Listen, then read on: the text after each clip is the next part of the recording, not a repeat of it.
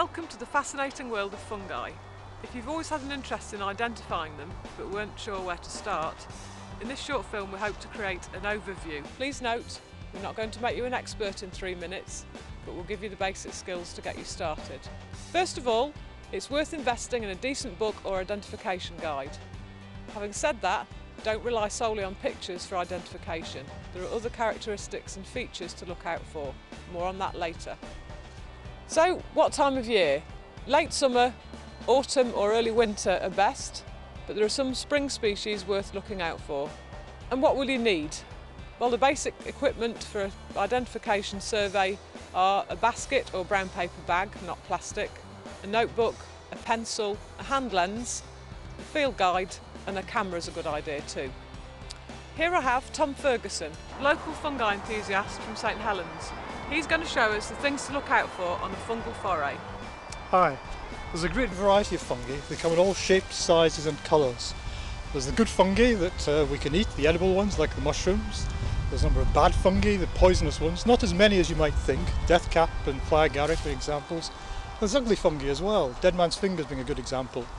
The important thing to remember though is that not to rely on first impressions. Fungi can be very variable and we've got to be careful how we identify them. So it's a good idea to attend a fungal foray then? Yes, it will. It'll help you to identify the basic features of fungi and get you into the idea of taking notes or taking photographs of them as well. So let's go through some of the basic characteristics then. The cap on top, the gills underneath, the stem or the stipe, and the little frill, the vulva. So do all fungi have these characteristics? Not really. In fact, the majority don't have a ring or a vulva.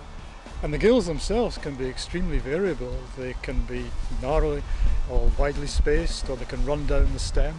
And there are some features that you can't even see in the field, like the colour of the spores. Oh, I just assumed that they'd be brown, like when you leave a mushroom in a paper bag and you get this brown dust left behind. Well, some are, but others aren't. So there's other colours. Some are white, some are pink, some are yellow, some are rusty brown.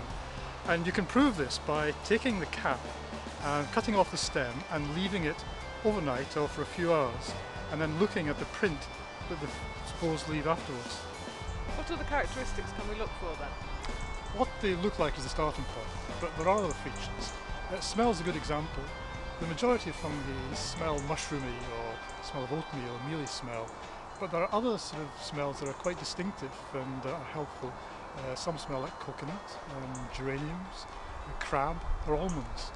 And taste also can be a helpful feature in identification, but that's not something I'd really recommend beginners to use.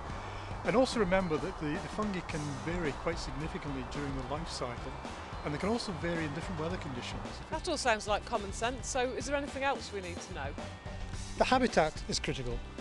Always record where you find the fungus, whether it's in grassland or woodland, whether it's wet or dry, and brush up on your tree identification skills as well, because a number of the fungi that we find are very specific to individual species of trees, whether it's birch or oak or beech.